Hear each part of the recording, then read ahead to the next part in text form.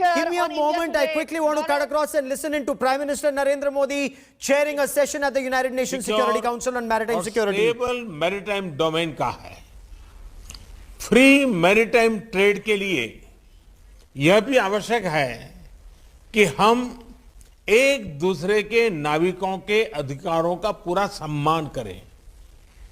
दूसरा सिद्धांत, maritime disputes का समाधान शांतिपूर्ण और अंतर्राष्ट्रीय कानून के आधार पर ही होना चाहिए।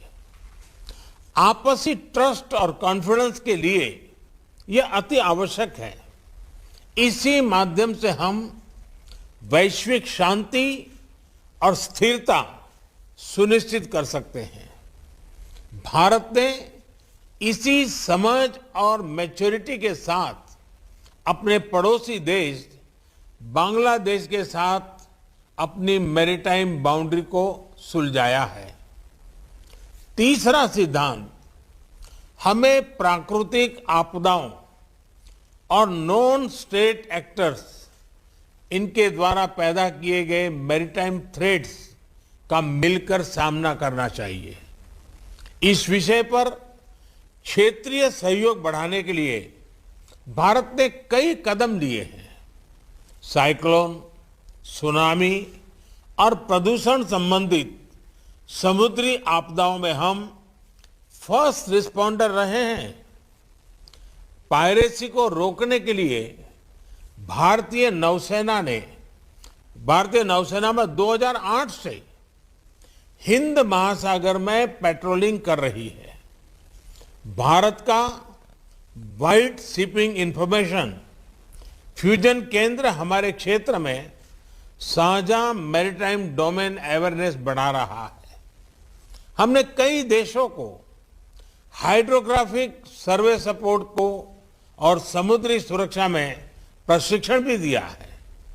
हिंद महासागर में भारत की भूमिका एक नेट सिक्योरिटी प्रोवाइडर के रूप में रही है। चौथा सिद्धांत, हमें मैरीटाइम एनवायरनमेंट और मैरीटाइम रिसोर्सेज को संजोकर रखना होगा। जैसा कि हम जानते हैं, ओशन का क्लाइमेट पर सीधा इंपैक्ट होता है और इसलिए हमें अपने मैरीटाइम एनवायरनमेंट को प्लास्टिक्स और ऑयल स्पिल्स जैसे प्रदूषण से मुक्त रखना होगा और ओवरफिशिंग और मैरीन पोचिंग के खिलाफ साझा कदम उठाने होंगे। साथ ही हमें ओशन साइंस में भी सहयोग बढ़ाना चाहिए। भारत ने एक महत्वाकांक्षी डीप ओशन मिशन लॉन्च किया है। हमने सस्टेनेबल फिशिंग को प्रोत्साहन देने के लिए भी कई पहले ली है। पांचवा सिद्धांत, हमें रिस्पॉन्सिबल मैरीटाइम कनेक्टिविटी को प्रोत्साहन देना चाहिए।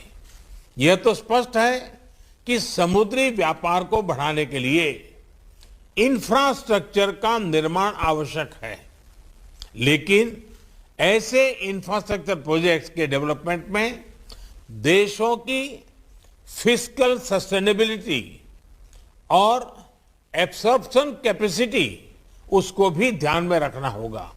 इसके लिए हमें उचित वैश्विक नॉर्म्स और स्टैंडर्ड्स बनाने चाहिए। एक्सेलेंसीज, मुझे विश्वास है इन 5 सिद्धांतों के आधार पर मैरीटाइम सिक्योरिटी कोऑपरेशन इसका एक वैश्विक रोड मैप बन सकता है। आज की ओपन डिबेट की उच्च और सक्रिय भागीदारी यह दिखाती है कि यह विषय सुरक्षा परिषद के सभी सदस्यों के लिए महत्वपूर्ण है। इसके साथ मैं एक बार फिर आपकी उपस्थिति के लिए आपका आभार व्यक्त करता हूं। धन्यवाद।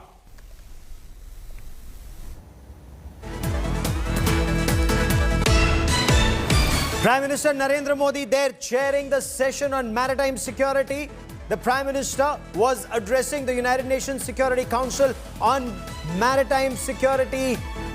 He insisted that in case there are disputes between countries, they need to be settled amicably and following rule-based order, following international laws and norms. The Prime Minister gave the example of a maritime dispute between India and Bangladesh and how it was settled amicably following the rules of law. He also cautioned against the threat posed by non-state actors, threat that is posed by natural disasters and calamities, and spoke of the need for maritime powers to cooperate to address these issues, including cyclone, oil spill. He gave details of the Indian Navy patrolling the Indian Ocean region against piracy. A very, very important point made by Prime Minister Narendra Modi was the fact that India is a net security provider in the Indian Ocean region. That's a very important point that the Prime Minister is making. Of course, he also spoke of the need to guard against oil spill and plastics in our oceans.